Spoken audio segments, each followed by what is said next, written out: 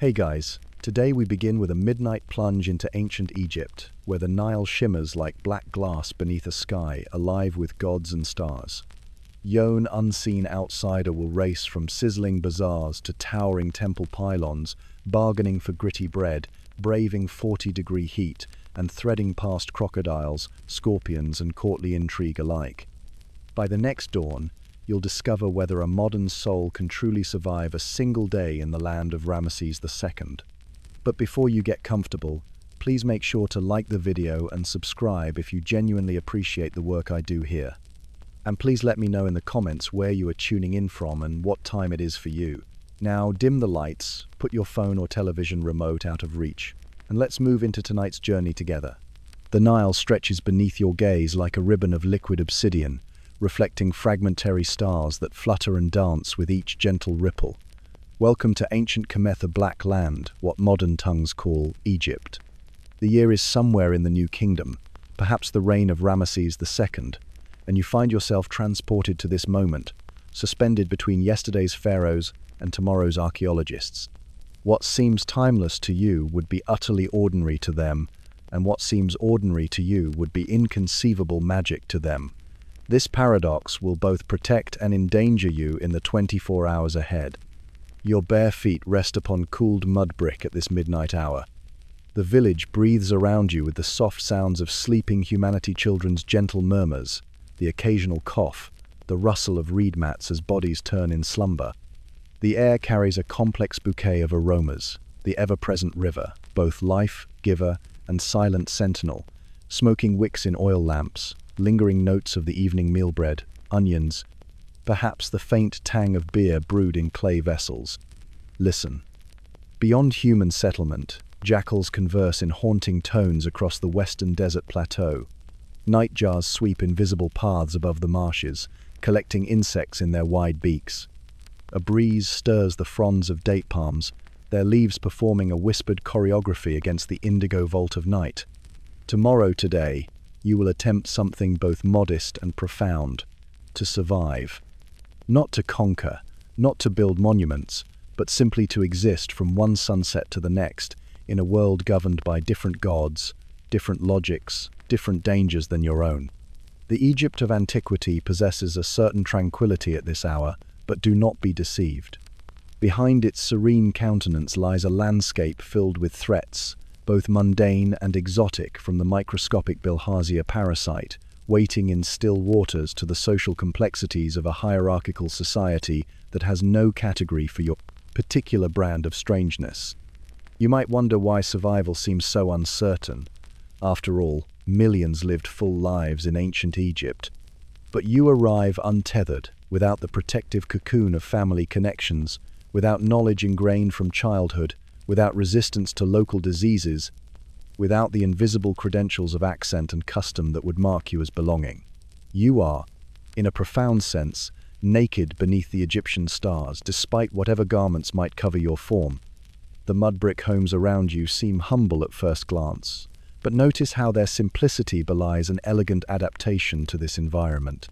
Their thick walls, few windows, and flat roofs create natural temperature regulation cool refuges during scorching days, gentle warmth through desert nights. The reeds beneath your feet have been harvested, dried, and woven with techniques refined across 8,000 flood seasons.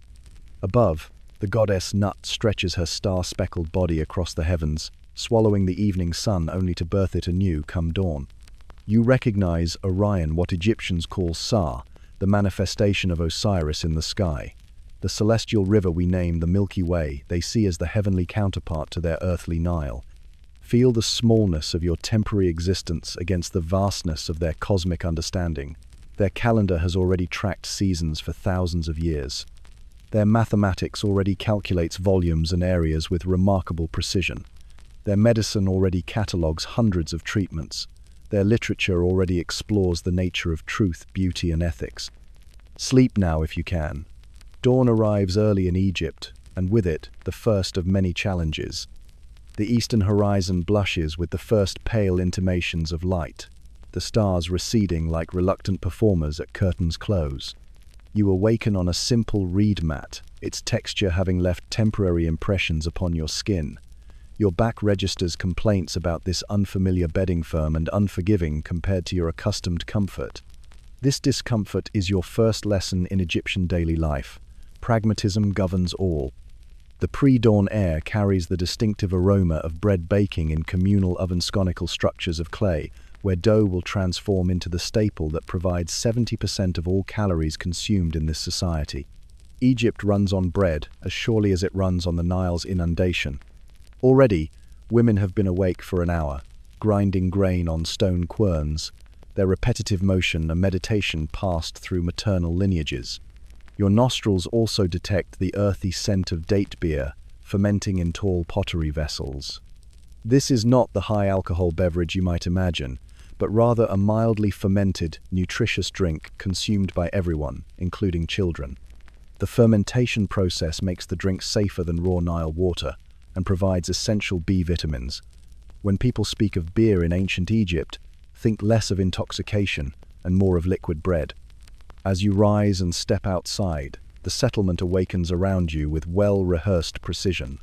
The class divisions of Egyptian society become immediately apparent. Those wearing simple white linen kilts or shifts are the commoners, farmers, craftspeople, servants. Their garments stop at the knee for men, at the ankle for women. Those with longer pleated linen, with shaved heads, and perhaps a touch of jewelry, represent the administrative and priestly classes. Should you encounter anyone wearing gold or being carried in a chair, know you're in the presence of nobility. Your appearance immediately marks you as foreign. Your height alone would distinguish you. Egyptians typically stand shorter than modern humans, their diet more limited in protein. Your skin, regardless of your modern ethnicity, likely differs from the reddish-brown tones Egyptians depict in their formal art. Your untutored accent when attempting to speak would immediately reveal you as not from here. Morning hygiene presents your next challenge. Egyptians are fastidious about cleanliness. Without invitation into a household, you must make do with public facilities. Seek out a canal or secondary water channel, never the main Nile for washing.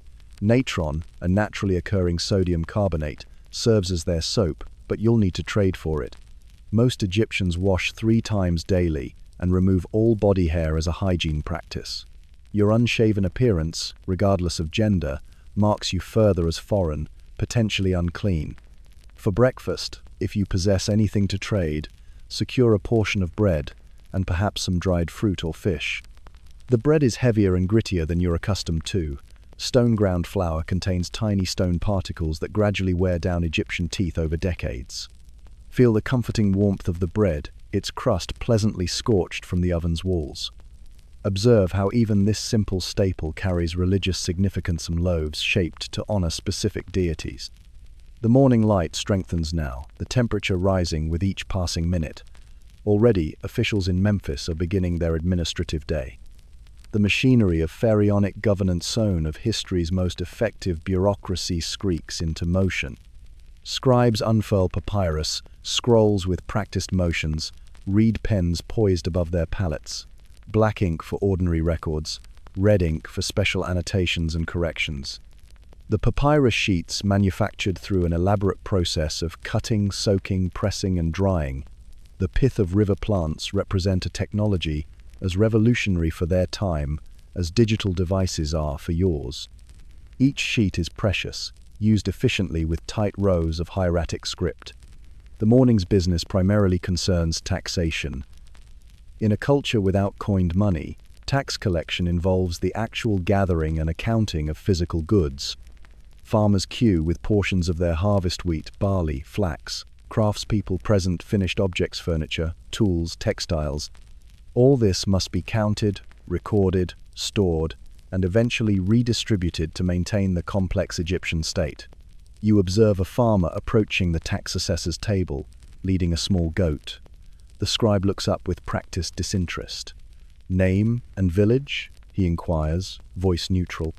The farmer responds, giving his name, father's name, and home settlement. The scribe consults a different scroll, confirming the farmer's tax obligation. With bureaucratic efficiency, he makes notations, waves the farmer toward an assistant who will take the goat, and calls for the next person. This paperwork, or rather, Papyrus work is the lifeblood of pharaonic government.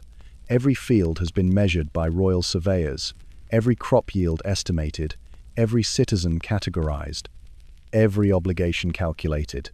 The system functions with a precision that would not be matched in Europe for 3,000 years. 1/3 of what Egypt produces passes through this administrative machinery to support temples, nobles, the royal court, and massive construction projects. While watching this procession, you notice how the scribes command respect despite their physically unimposing presence. In a society where perhaps 2% of the population can read and write, literacy represents tremendous power. Young scribes in training spend years mastering hundreds of hieroglyphic signs and their cursive hieratic equivalents, practicing on pottery sherds and flakes of limestone before graduating to precious papyrus. The sun climbs higher. The administrative compound grows warmer despite its high ceilings and strategic ventilation. Officials periodically sip beer from pottery cups, staying hydrated while maintaining the rhythms of governance. You observe how they refer to the shaduf water clocks vessels that empty at a constant rate, marking the hour-stow structure their workday. Heat intensifies with the approaching noon hour. The stone buildings absorb and radiate warmth. Even in these administrative spaces, the coming afternoon promises discomfort that modern visitors to Egypt can scarcely imagine navigating without air conditioning. Yet for the ancient inhabitants, this is simply the rhythm of existence in the Black Lander, cadence of heat and coolness, flood and drought, that has shaped their civilization for millennia. The administrative quarter falls behind you as you venture forth into the full assault of Egyptian midday. Here, beyond the sheltering colonnades and thick-walled buildings, you confront the desert's true nature. The temperature soars to 40 degrees Celsius, a heat that seems to possess physical weight, pressing against your skin, drawing moisture from your body with invisible hands. Each breath pulls scorching air into your lungs.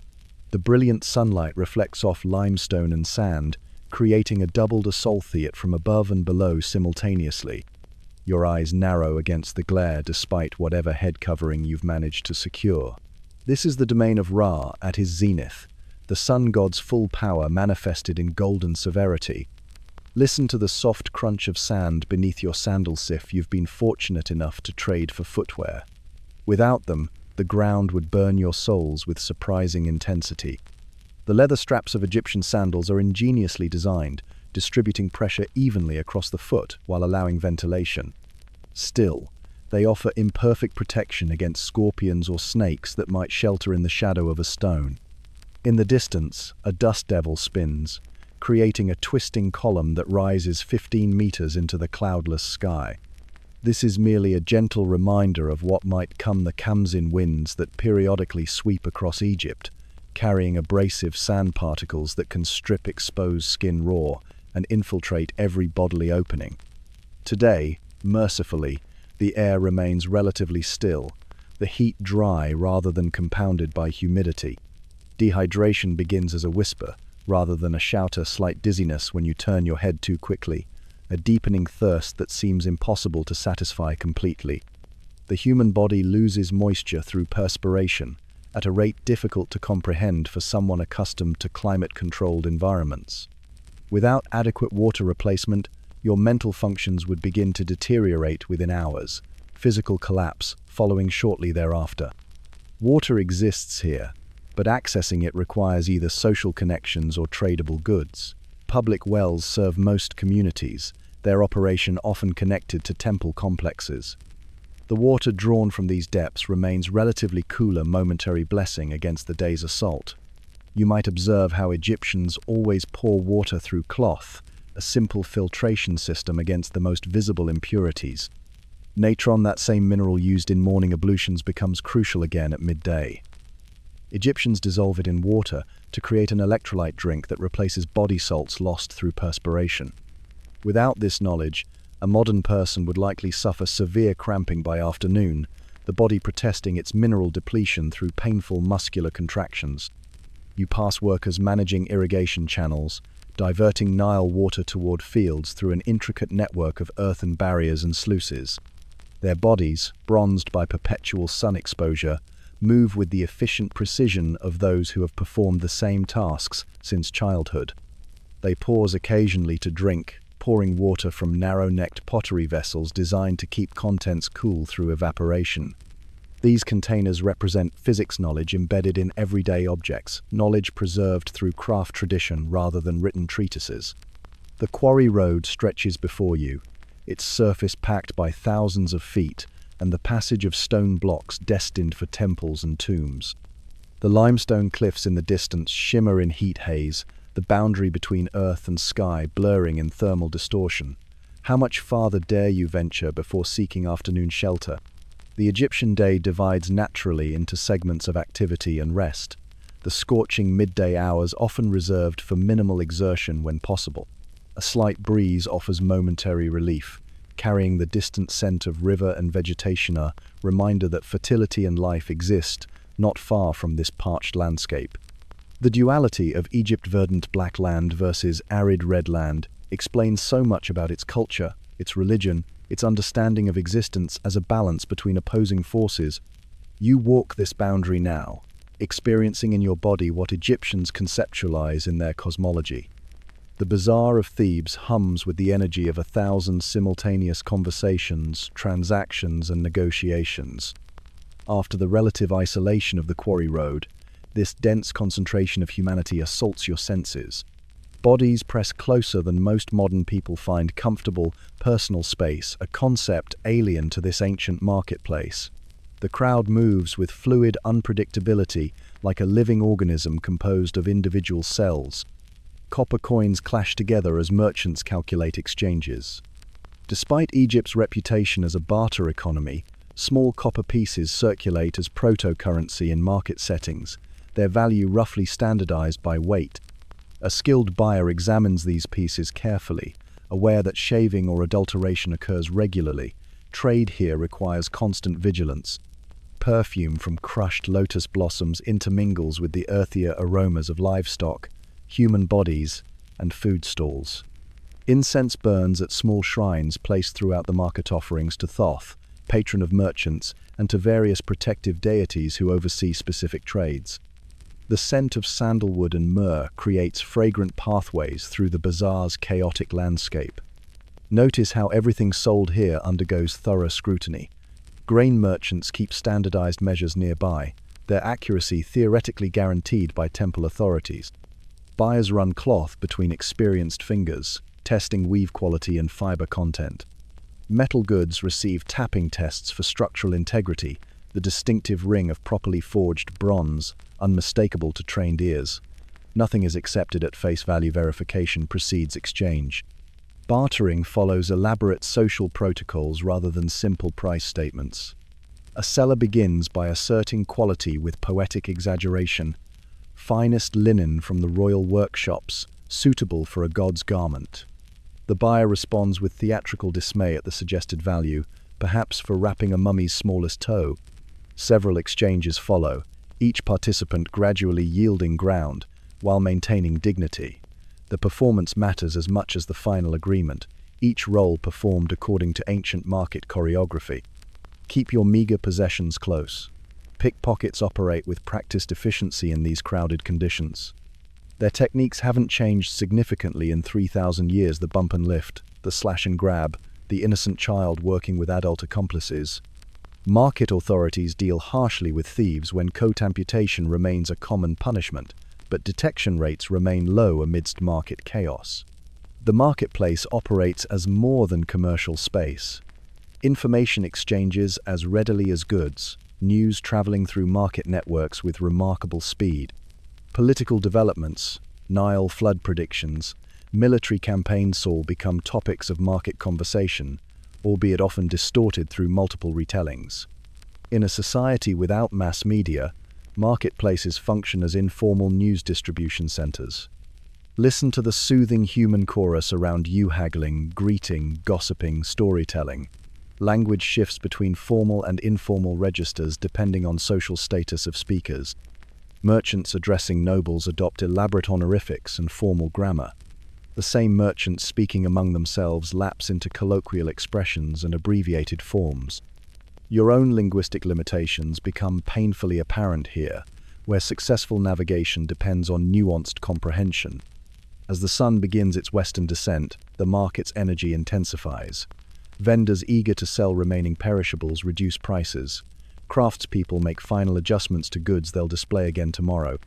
The pulse of commerce quickens with afternoon's advance, daily rhythms established over countless generations. The massive pylons of Karnak Temple rise before you, their sloped walls creating a perspective illusion that makes them appear even more imposing than their actual 30-meter height. Carved reliefs cover these architectural giants, depicting pharaohs smiting enemies, making offerings to deities, receiving divine blessings, the visual propaganda of state religion rendered in limestone and pigment. You pass between these monumental gatekeepers into a courtyard where sunlight transitions to dappled shade. The temperature drops noticeably, stone absorbing heat differently than the mud brick of ordinary dwellings. The sounds of the outside world diminish, replaced by the gentle percussion of priestly sandals against granite flooring and the barely perceptible drone of ritual chants from interior sanctuaries. Columns stretch upward in rows, their capitals blossoming into stylized papyrus or lotus designs. Their shaft circumferences exceed what your arms could encompass, their painted surfaces depicting offering scenes in palettes of earth red, malachite green, lapis blue, and brilliant white. Above, ceiling stones span impossible distances, demonstrating Egyptian mastery of both engineering principles and organizational logistics. A low, rhythmic drumbeat emanates from somewhere deeper within the heartbeat of temple life, marking time for ritual performances. Incense smoke curls in hypnotic tendrils, carrying the resinous aroma of frankincense imported at tremendous cost from distant Punt. The scent induces a slight light-headedness, an altered consciousness, appropriate for sacred space. Temple personnel observe you with guarded curiosity. Your presence in this inner courtyard without proper introductions and purifications represents a breach of protocol. Ordinary Egyptians never enter these spaces they worship at peripheral shrines, outside the temple proper. Interior access remains restricted to priests who have undergone elaborate purification rituals and pharaonic representatives. Were you properly invited, your temple visit would begin with extensive preparation, bathing in natron-purified water, shaving all body hair, donning white linen garments woven specifically for temple use, never previously worn, abstaining from certain foods, sexual activity, and specific behaviors for days preceding your visit. The divine encounter requires human participants to transcend their ordinary, imperfect state. Observe the statue of Amun-Ra nestled within its sanctuary, barely visible in the chamber's deliberate dimness. Gold leaf catches what little light penetrates this space, creating the impression of internal illumination. The deity's serene face betrays no emotion, its ice-inlaid lapis lazuli seeming to follow your movements with omniscient awareness. Approaching this figure requires precise protocol. Eyes downcast, body slightly bowed, arms extended with palms upward in a gesture of offering and receptivity. The priests who tend this divine image perform their duties with methodical precision. Each morning, they symbolically awaken the god through rituals involving incense, clean garments, food offerings, and recited texts. Each evening, they conduct closing ceremonies, sealing sanctuary doors with clay impressed by sacred sigils. Between these bookend rituals, they perform countless purifications and offerings, maintaining constant divine attendance. Temple linen represents its own specialized production stream. Woven from the finest flax fibers, processed without contamination, and fashioned by workers observing specific purity regulations, these textiles possess both practical and symbolic significance. Practical, as they must be changed regularly, laundered according to precise methods. Symbolic, as they represent the pure garments worn by deities in their celestial realm. Incense preparation similarly follows elaborate protocols. Imported resins undergo grinding, mixing with binding agents, and forming into standardized cones and sticks. Each temple maintains its signature blend, identifiable by educated noses as clearly as visual iconography. The rising smoke symbolizes transformation material substance converted to ethereal form, bridging terrestrial and divine realms, just as prayers transform thought into communication with the gods. As you depart the temple complex, notice how even its drainage channels and waste management systems receive decorative treatment. Nothing within sacred precincts remains untouched by symbolic consideration. Engineering and theology intertwine so completely that separating practical from religious elements becomes impossible. The temple functions simultaneously as theatrical stage, astronomical observatory, economic center, food redistribution hub, and divine residence roles unified through ritual and architecture.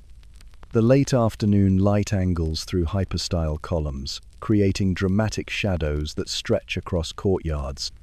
Temple buildings were designed with solar alignment consideration. Certain chambers illuminated by direct sunlight only on specific calendar dates, marking astronomical events of religious significance.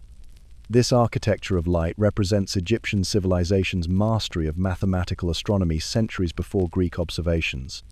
The afternoon heat subsides to bearable levels as you find respite in the dappled shade of a sycamore fig near the village periphery. Your body registers the accumulation of the day's challenges. Muscles, unaccustomed to sandaled walking, protest with dull aches. Skin tingles from sun exposure despite your best efforts at protection, and minor abrasions from unfamiliar textures demand attention. This moment of rest becomes an encounter with Egyptian medical practice. A local healer approaches, her gaze professionally assessing your obvious foreignness but focusing primarily on physical symptoms. Her basket contains an array of small ceramic pots, linen bandages, and dried plant materials. She speaks softly, gesturing toward your sun-reddened skin with questioning inflection. Communication proceeds through gesture more than language, establishing a tentative therapeutic relationship. Watch as she removes a pot sealed with cloth and resin, opening it to reveal a thick, golden amber substance honey, harvested from hives kept specifically for medicinal purposes. Egyptian honey possesses natural antibacterial properties, its viscosity creating an oxygen-free environment hostile to pathogens. She applies this sticky substance to your minor abrasions with practiced fingers, her touch neither hesitant nor unnecessarily firm. For your sun-exposed skin, she selects a different container holding a pale greenish ointmenta, carefully prepared mixture of crocodile fat and river plant extracts. The cooling sensation provides immediate relief as she applies it with gentle circular motions. This preparation both soothes inflammation and creates a protective barrier against further damage. The scent, unfamiliar but not unpleasant, carries earthy notes beneath a faint muskiness. The healer murmurs continuously during treatment, words that sound like incantations but serve both ritual and practical functions. These utterances define treatment boundaries, acknowledge divine healing powers, and remind the practitioner of proper application sequences. Egyptian medicine recognizes no separation between physical intervention and supernatural assistance. Magical words enhance material remedies rather than replacing them. Your encounter represents merely the simplest level of Egyptian healthcare. More serious conditions would bring increasingly specialized practitioners. Dentists manage painful extractions with surprising proficiency. Eye doctors treat the endemic infections that plague riverside dwellers. Surgeons demonstrate remarkable skill with certain procedures, though limited by absence of anesthesia and incomplete understanding of infection pathways. Female specialists attend childbirth and women's health issues, their knowledge transmitted through generations of practical apprenticeship. Egyptian medical practitioners recognize numerous conditions modern science would identify as parasitic infections. Bilharzia, waterborne parasite that penetrates skin during river contact, receives particular attention in medical papyri. Symptoms, including bloody urine and abdominal pain, are catalogued alongside treatments combining plant compounds, mineral elements, and precise recitations. Success rates remain limited, but systematic approach demonstrates proto-scientific methodology. Sand fleas burrow into feet exposed by sandals, causing painful inflammation and potential secondary infections. Treatment involves careful extraction with copper needles, wound cleaning with natron solution, and application of specific herbal poultices. Preventative measures include nightly foot examination and application of cedar oil, as a repellent practical knowledge that might save your toes from debilitating infestation. The balance between magical words and practical interventions varies depending on ailment classification. Conditions with external, observable causes receive predominantly physical treatments accompanied by shorter incantations. Internal diseases with uncertain origins involve elaborate magical components alongside material interventions. This dual approach maximizes therapeutic possibilities while acknowledging the limitations of ancient diagnostic capability. The healer completes her ministrations, indicating through gestures the expected compensation. Medical care operates within gift economy principles, payment adjusted according to recipients' apparent resources and treatment complexity. Your status as foreigner creates uncertainty in this calculation. She accepts your modest offering with neutral expression, neither pleased nor offended, and departs with the measured stride of someone conserving energy through habitual efficiency. Your rest beneath the sycamore continues, the tree's expansive canopy providing shelter in multiple senses. Egyptians recognize certain trees as manifestations of divine presence, particularly the sycamore fig associated with several goddesses including Hathor and Nut. The dappled shade dancing across your skin carries subtle blessing alongside practical coolness. In this liminal space between village and cultivation area, between health and potential illness, you experience the integrated cosmology that shapes Egyptian existence.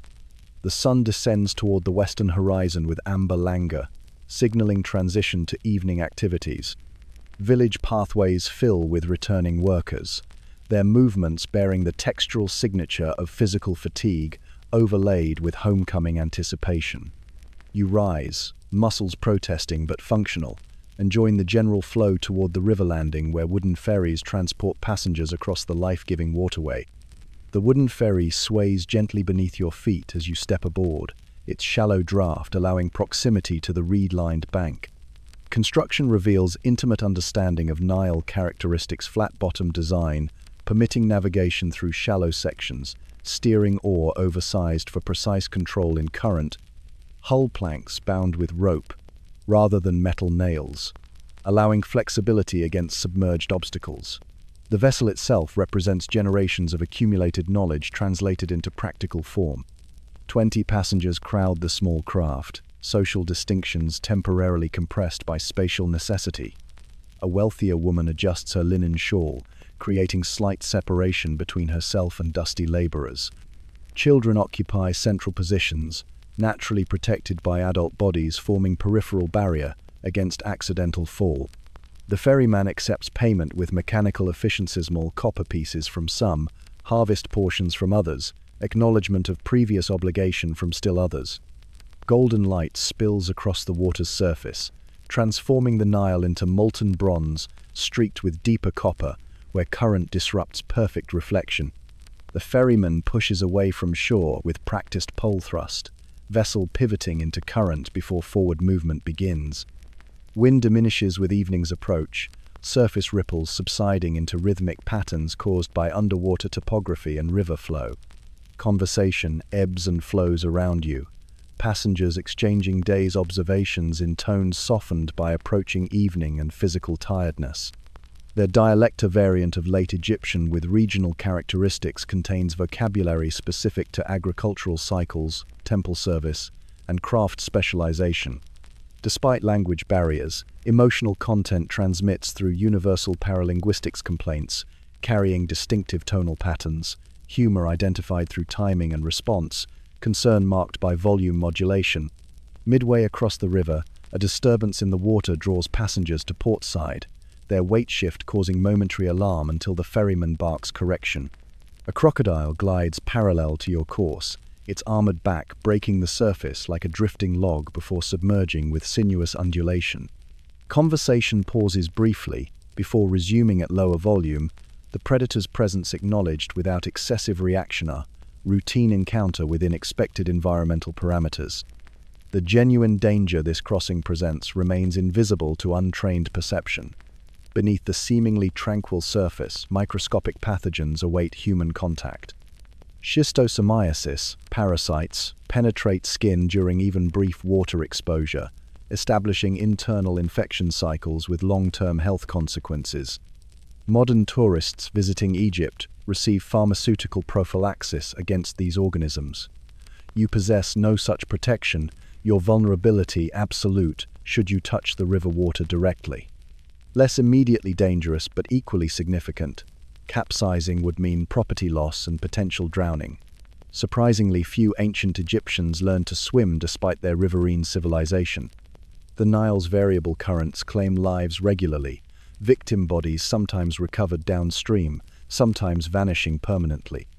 The ferry's seeming fragility belies its actual stability design elements, specifically counteracting common risks through practical engineering rather than theoretical calculation. Social dynamics aboard the small vessel reveal community interconnections. Passengers exchange family updates, share workplace observations, and engage in nuanced status negotiations through subtle conversational markers. A farmer mentions his son's recent temple school acceptance with carefully modulated pride, balancing accomplishment announcement against social expectation of modesty. Others offer congratulations proportional to their relationship proximity, maintaining delicate social ecosystem. The western bank approaches, sun now balanced precisely on horizon line, its circumference distorted by atmospheric refraction into elongated oval.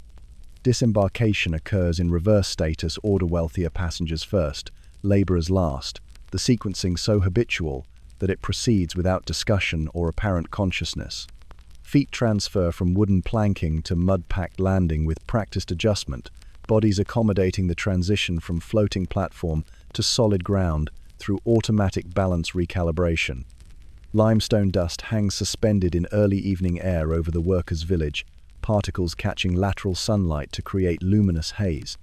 This community houses the specialized craftspeople responsible for royal tomb creation: stonecutters, plasterers, artists, scribes, their skills commanding respect disproportionate to their actual social standing. Their position occupies unique intermediate territory in Egyptian hierarchy, neither common laborers nor administrative elite. Their status derived from proximity to royal eternity projects rather than inherited position. The village itself exhibits planned organization, unlike more organic agricultural settlements.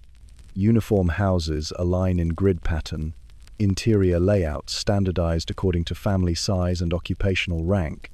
Streets follow precise widths established during initial construction, drainage channels positioned with mathematical regularity.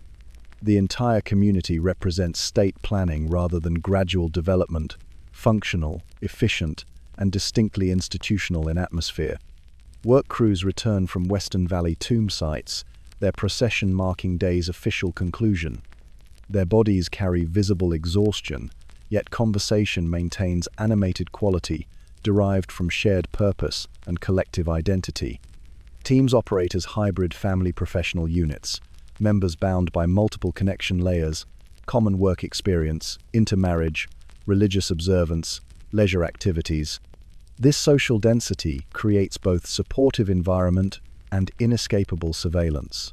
Individual actions constantly witnessed and evaluated by community members. Beer ration distribution begins at central location, an administrator consulting tallied work records before issuing standardized pottery vessels.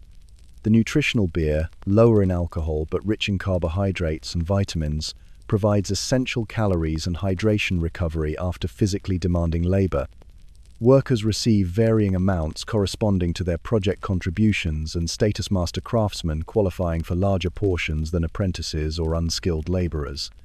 Watch the careful allocation process, each worker presenting an identification token's more wooden tag inscribed with name and position. The administrator checks marks against papyrus records, monitoring both attendance and productivity through simple but effective tracking system. This bureaucratic moment reveals sophisticated labor management workers classified, evaluated, and compensated according to standardized metrics rather than arbitrary assessment or personal relationship. Conversations flow more freely with home proximity and workday conclusion, topics transitioning from immediate task concerns to broader community matters. Senior artisans discuss tomb wall scenes recently sketched in red preparatory ink, debating proportional relationships and compositional elements with professional intensity. Their shop talk contains specialized vocabulary developed specifically for their craft terms, describing pigment preparation, plaster application techniques, and image transfer methods from preliminary sketches to final surfaces. The hieroglyphic writing system represents more than simple communication technology. It embodies magical potency and sacred connection. Tomb inscriptions function simultaneously as decoration, information record, and eternal activation mechanism. The craftsmen discuss specific glyph modifications for particular tomb sections, their conversation revealing sophisticated understanding of both aesthetic and metaphysical dimensions of their work.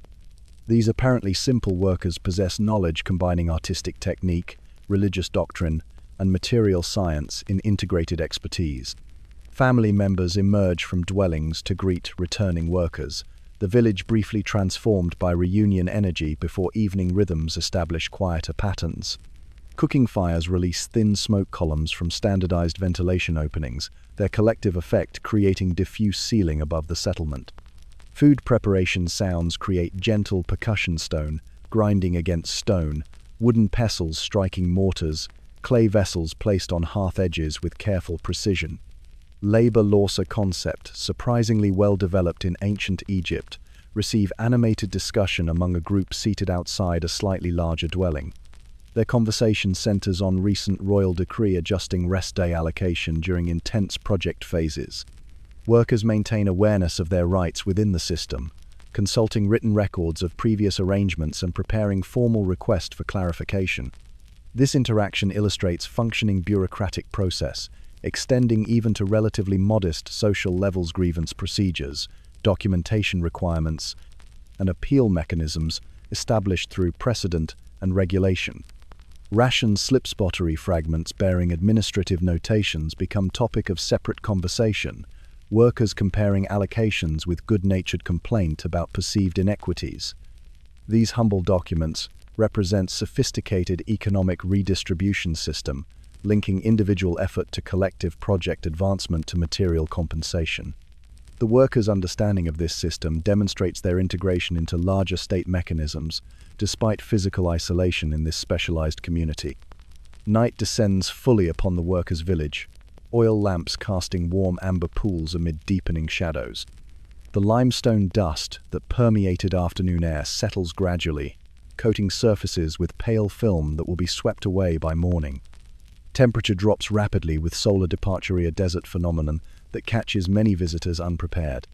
The day's accumulated heat radiates skyward without cloud cover to retain it, creating thermal decline that can approach 20 degrees difference between daytime maximum and nighttime minimum. This is the Scorpion hour. Desert creatures emerge from daytime hiding, their nocturnal adaptations activated by darkness. Scorpions ranging from tiny specimens barely larger than your thumbnail to imposing arachnids stretching 15 centimeters leave, sheltering crevices to hunt insects and small vertebrates. Their exoskeletons absorb moonlight to produce eerie blue-green fluorescence visible to careful observers. Their movement combines mechanical precision with fluid grace, segmented tails curving forward in constant readiness. Inside dwellings, inhabitants perform nightly defensive rituals with practiced efficiency. Reed mats receive thorough shaking before placement for sleeping, the action dislodging any hidden arthropods. Oil lamps positioned strategically to illuminate pathways between bedding and exterior doors, reducing accidental barefoot encounters during nocturnal necessity visits. Children receive gentle reminders about proper blanket arrangement, stuck securely beneath rather than dangling invitingly toward floor level. Cobras present different nocturnal hazard. These serpents navigate darkness with thermal sensitivity rather than vision, detecting mammalian body heat through specialized facial receptors. They seek rodents, their primary prey, but defensive strikes occur when humans create perceived threat through unexpected proximity. Unlike scorpions, snakes rarely enter dwellings without rodent attraction, but their presence near settlement edges requires constant vigilance during evening movements. Protective practices extend beyond physical arrangements into spoken formulas and carried amulets. Simple but effective incantations address potential threats directly. "O Scorpion, I see your path." Turn aside from my dwelling as I turn aside from your stone. These verbal boundaries establish mutual recognition between human and arthropod domains. Amulets, small carved scarabs or protective eye symbols provide constant magical barrier against dangerous encounters. Their effectiveness derives from physical presence rather than mechanical intervention, operating through supernatural principles aligned with Egyptian cosmological understanding. Oil lamp placement follows practical considerations overlaid with symbolic significance. Beyond basic illumination, carefully positioned flames create protective barriers against creatures associated with darkness and chaos. Light represents divine order, matter, asserting dominance over primordial disorder, is feta, cosmic struggle manifested in nightly household arrangement. Each dwelling becomes microcosm of larger universe, each lamp placement recreating original separation between ordered creation and chaotic void. You observe families gathering for evening meals, their conversational dynamics revealing internal hierarchies and affection patterns. Age commands automatic respect, elderly family members receiving choicest portions and attentive service regardless of physical contribution capacity. Children occupy ambiguous, simultaneously precious resource and subordinate beings, their behavior subject to community monitoring rather than exclusively parental oversight. Extended family structures create overlapping responsibility networks, individuals belonging simultaneously to multiple social units, with corresponding obligations and privileges. The night carries its own distinctive soundscape, different from daytime acoustic environment but equally complex. Distant animal calls punctuate ambient stillness, jackal packs communicating across territories, nightjar's distinctive churring during insect pursuit, occasional splash from river predator capturing unwary prey. Human settlement adds its own contributions, murmured conversations through thin walls, rhythmic grain grinding for tomorrow's bread, wooden door latches engaging with solid thunk as dwellings secure for darkness. Notice how conversation naturally shifts towards supernatural topics with nightfall. Discussions of dream interpretation, divine omens, and spirit encounters become commonplace evening discourse. This represents neither simple superstition nor primitive fear, but sophisticated engagement with experiential dimensions beyond material existence. Egyptian cosmology accommodates multiple reality layers operating simultaneously visible and invisible realms, constantly interacting, ordinary perception merely one mode of experiencing complex universe. The modest dwelling where you've received hospitality demonstrates typical interior arrangement. Single main room serves multiple functions throughout daily cycle: daytime workspace, evening gathering area, nighttime sleeping chamber. Recessed wall niches hold household deities, small figurines, representing families' particular devotional emphasis within larger pantheon. Current household head inherited these specific figures from previous generations, their activation ceremonies performed annually with precise ritual observation. Simple oil lamps provide illumination through clay vessels filled with castor or linseed oil, floating wicks adjusted for optimal flame. Their light creates shifting shadow patterns across walls decorated with painted geometric designs in earth-tone pigments. Ventilation occurs through high wall openings, their placement representing practical understanding of convection principles rather than formalized scientific theory. Internal temperature remains several degrees cooler than external environment, through design elements proven effective across centuries of desert dwelling. Your sleeping mat occupies corner position, respectful accommodation, acknowledging your outsider status while providing basic hospitality required by cultural norms. The reed material feels surprisingly supportive beneath your physically exhausted body, minor discomfort overshadowed by accumulated fatigue. The day's experiences press against consciousness with kaleidoscopic intensity sensory impressions, cultural observations, survival challenges cascading through awareness as sleep approaches. Survival odds calculation occupies final conscious thoughts. The assessment emerges without formal methodology, intuitive rather than mathematical. Physical challenges have proved substantial but manageable: heat adaptation, hydration maintenance, basic nutrition access accomplished through observation and mimicry. Social navigation remains more problematic. Language limitations, cultural knowledge gaps, and absence of established identity creating constant vulnerability. Without community integration pathway, extended survival beyond immediate 24-hour period would require extraordinary adaptation capacity or unlikely protective intervention. Yet this sobering assessment carries unexpected companion emotion, profound appreciation for civilization, operating successfully within environmental parameters modern humans would consider extraordinarily challenging. Egyptian society has created stable, sophisticated cultural system based on intimate understanding of specific ecological niche. Their technology and social structures precisely calibrated to their particular circumstances rather than pursuing constant expansion or modification. The genuine sustainability of their approach functioning effectively across 3,000 years with remarkable consistency offers perspective-shifting contrast to modern assumptions about progress and development.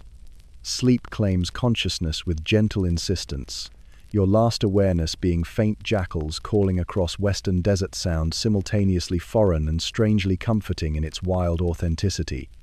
The midnight sky stretches above you in breathtaking clarity. Atmospheric conditions allowing stellar visibility modern light pollution renders impossible in populated areas. Individual stars appear not as distant pinpricks but as substantive presences, their light possessing almost tactile quality in absolute desert darkness.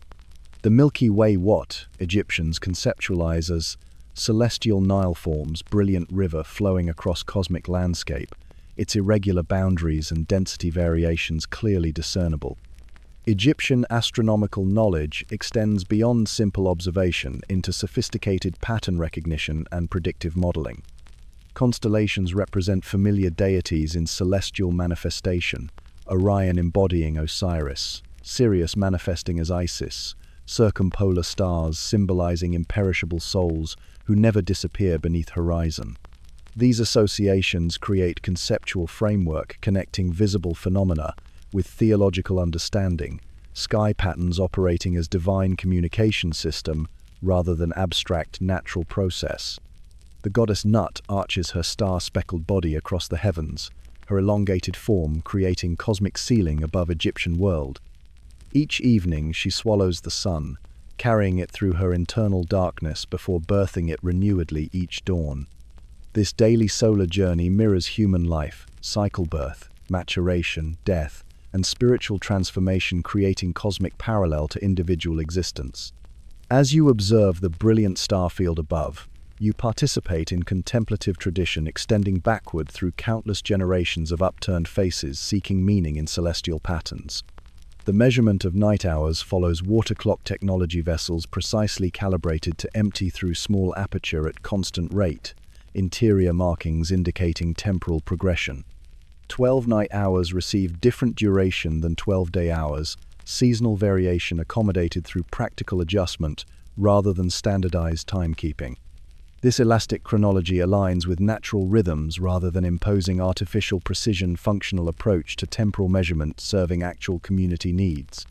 Far beyond village perimeter, jackals continue their nocturnal conversations, complex vocalizations conveying territorial claims, group identity, and hunting coordination. Egyptian mortuary deity Anubis bears jackal form, his animal association derived from observation of these creatures' scavenging behavior around desert-edge burial sites. The connection between death and transformation, central theme in Egyptian religious thought, finds perfect symbolic representation in these twilight predators occupying boundary between cultivation and wilderness. Your survival through this 24-hour period represents both achievement and beginning. The physical challenges, heat management, hydration maintenance, unfamiliar nutrition, disease exposure, have tested physiological adaptability. The social navigation, communication limitations, protocol unfamiliarity, status ambiguity has required constant observational learning and behavioral adjustment. Yet the most profound challenge remains conceptual understanding a worldview fundamentally different from modern perspectives, while recognizing its internal consistency and practical effectiveness. Egyptian civilization's intimate connection with natural environment demonstrates relationship to surroundings modern societies have largely abandoned. Their awareness of seasonal patterns, stellar movements, animal behaviors, and plant properties reflects not primitive superstition, but sophisticated observational science conducted across generations. Their technology, often dismissed as simplistic by contemporary standards, represents precisely calibrated response to specific environmental conditions, emphasizing durability and functionality within actual usage context. The unseen forces acknowledged in Egyptian daily life deities, spirits, magical influences, receive neither unquestioning acceptance nor dismissive rejection, but practical engagement based on experiential evidence and inherited wisdom. Their approach combines empirical observation with symbolic interpretation, creating integrated knowledge system addressing both material needs and meaning construction. This balanced perspective offers valuable counterpoint to modern tendency toward rigid categorization of natural versus supernatural, scientific versus spiritual, objective versus subjective. As stars wheel overhead in stately procession, their light traveling across unimaginable distances to reach your upturned face, consider how this same celestial panorama witnessed the entirety of Egyptian civilization, its emergence from pre-dynastic communities, its monumental achievements during pyramid-building eras, its imperial expansions and foreign conquests, its philosophical developments and artistic innovations, its gradual absorption into larger Mediterranean world. The stellar permanence contrasts poignantly with human impermanence, individual mortality set against cosmic continuity. The gentle rhythm of breathing around you fellow sleepers in varying states of unconsciousness creates subtle soundtrack accompanying your contemplation. Human vulnerability during sleep state parallels larger existential vulnerability boundaries, temporarily lowered, awareness reduced, defensive capabilities minimal.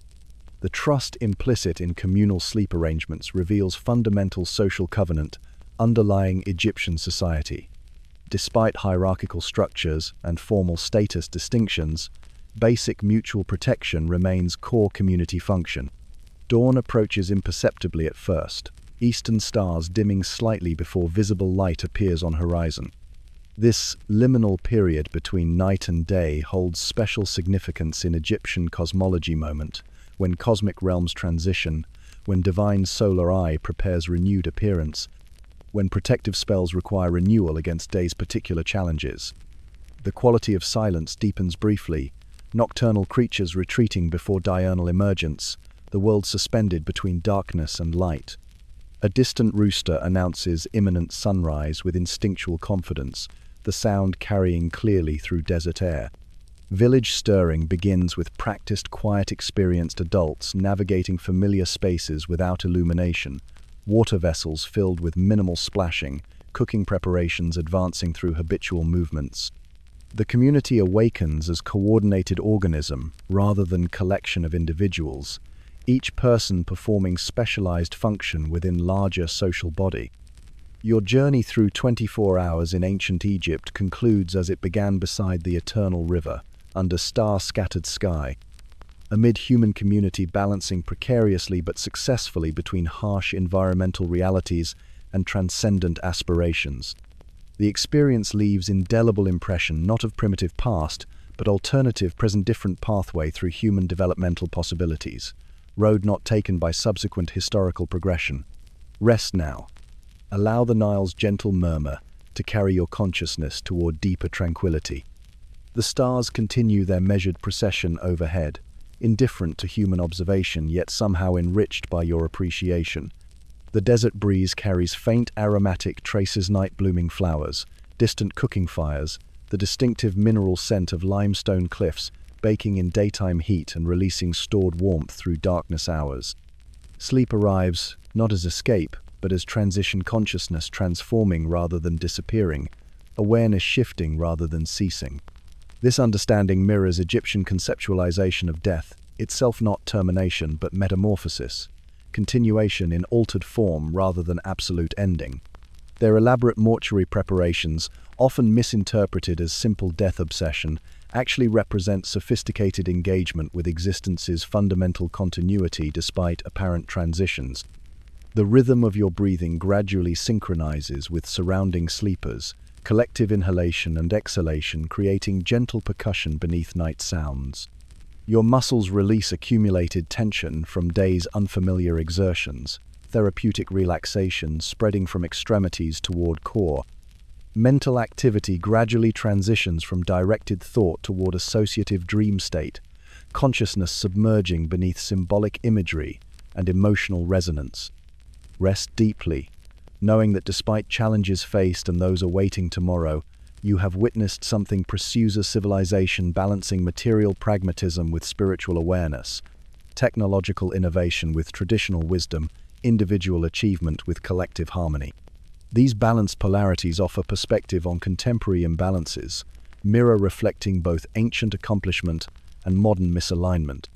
Sleep now, as countless generations have slept before beneath these same stars, beside this same river, within this same cycle of cosmic renewal and earthly impermanence. Your breathing slows, your awareness contracts toward personal center, your connection with surrounding world temporarily reconfiguring through sleep's alternative consciousness.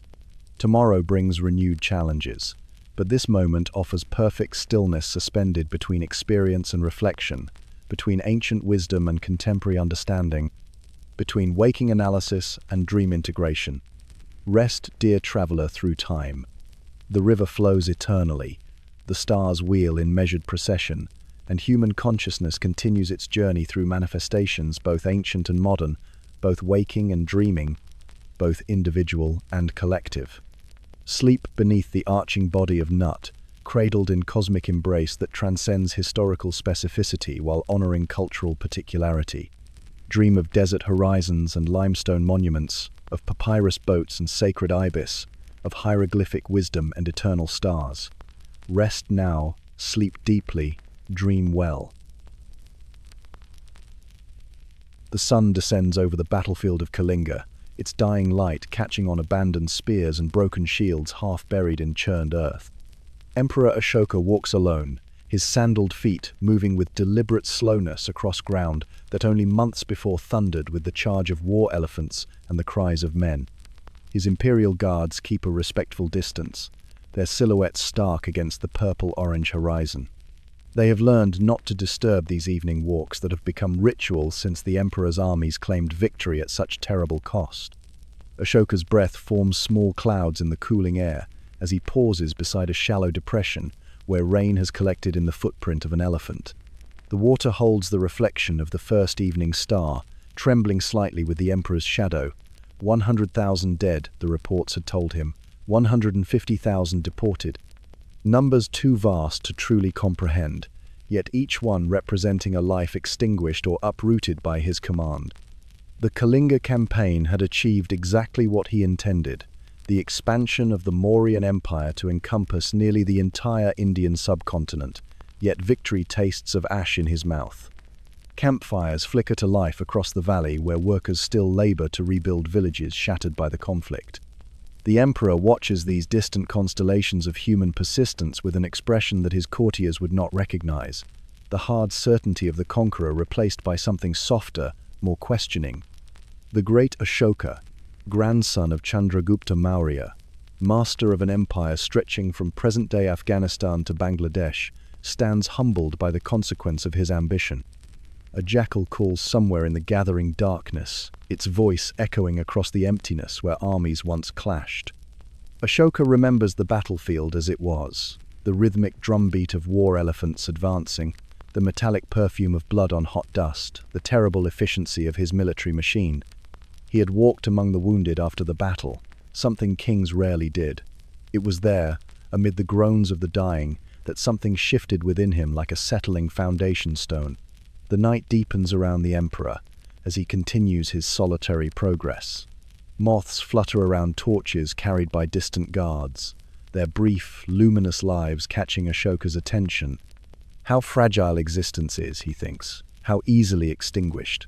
The breeze carries the scent of funeral pyres still burning days after the battle, a constant reminder of mortality that penetrates even imperial composure.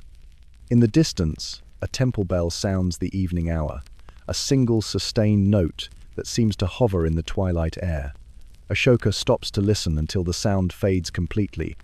His empire contains countless temples to countless gods, their rituals as diverse as the peoples he rules. Yet in this moment, all devotional paths seem to converge on a single truth that has begun to crystallize in his mind, that compassion must supersede conquest, that mercy must temper might. Stars multiply in the darkening sky as Ashoka completes his circuit of the battlefield. Tomorrow he will return to his capital at Pataliputra, but something of him will remain here, buried with the dead of Kalinga. The man who rides away will carry different ambitions than the one who arrived at the head of a conquering army. As he turns toward his waiting retinue, Ashoka's sandals whispering against the cooling earth, his mind turns to the edicts he has begun to envision, words carved in stone that might outlast even his vast empire. The emperor's chambers in Pataliputra lie silent, save for the subtle scratch of metal on stone. Lamplight flickers across the concentrated face of Ashoka as he reviews the words being meticulously carved into a polished sandstone slab. The royal engravers work with practiced precision, their chisels tapping with the gentleness of rainfall as they transform the emperor's revolutionary thoughts into permanent record. This is the 9th edict he has commissioned in as many months, an unprecedented flowering of imperial philosophy made physical. "All men are my children," reads the text taking shape beneath skilled hands. The emperor mouths the words silently, testing their weight.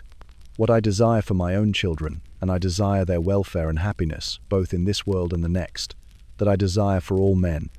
The room holds the particular stillness of profound concentration. Courtiers and ministers have learned to step softly here, to speak in hushed tones if they must speak at all. They observe their emperor with cautious curiosity, this man transformed by remorse into something new and unfamiliar. Gone is the military commander who expanded Mauryan borders through strategic brilliance and ruthless efficiency. In his place sits a ruler preoccupied with moral questions, with the suffering of his subjects, with the pursuit of Dharma. Moonlight streams through high windows, adding its cool illumination to the oil lamps. The contrast of light creates shadows that seem to move slightly, as if the room itself breathes with the significance of what transpires within it. Ashoka traces his fingers over completed sections of the edict, feeling the sharp precision of the carved Brahmi script. These are not merely royal pronouncements or administrative decrees. They are confessions, aspirations, an emperor's attempt to redirect the moral compass of an entire society. The night deepens around the silent work. Palace guards change shifts with minimal disturbance, their sandaled feet padding quietly on polished floors. Beyond the thick walls, the capital city settles into slumber, unaware that its ruler keeps vigil with thoughts that will eventually stretch across the subcontinent, carved into rock faces and pillars from the Hindu Kush to the southern plateaus. Ashoka rises occasionally to stretch legs stiffened by long sitting. His simple white garments, a deliberate departure from the ornate dress expected of Mauryan royalty, catch the lamplight as he moves to a window overlooking palace gardens. The perfume of night-blooming jasmine rises on invisible currents of air, mingling with the mineral scent of the stone being worked behind him. The contrast strikes him as appropriate, the ephemeral beauty of flowers alongside the permanence of his stone declarations. The emperor's thoughts turn to the Buddhist monks who have increasingly captured his attention since Kalinga. Their teachings of non-violence and compassion resonate with his transformed understanding. Though born and raised in Brahmanical tradition, Ashoka finds himself drawn to the middle path, with its emphasis on alleviating suffering through right action. Not merely personal salvation but universal concern, this speaks to his position as ruler of millions. A gentle tap at the chamber door interrupts his contemplation. His minister Radhagupta enters bearing scrolls, reports from distant provinces requiring imperial attention. Even as Ashoka embraces new philosophical directions, the practical demands of governing an empire continue unabated. He returns to his seat, gesturing for the documents, acutely aware of the tension between ideal and pragmatic reality. This too becomes part of his edicts, the acknowledgement that governance requires compromise, that principle must sometimes bend to circumstance. The engravers continue their patient work as Ashoka reviews provincial matters. The sound of their tools forms a gentle counterpoint to the rustle of unrolled papyrus. Words taking shape in stone speak of religious tolerance, of judicial restraint, of the emperor's determination to be accessible to his subjects at all hours. Revolutionary concepts from a ruler whose forebears concentrated primarily on territorial expansion and administrative efficiency.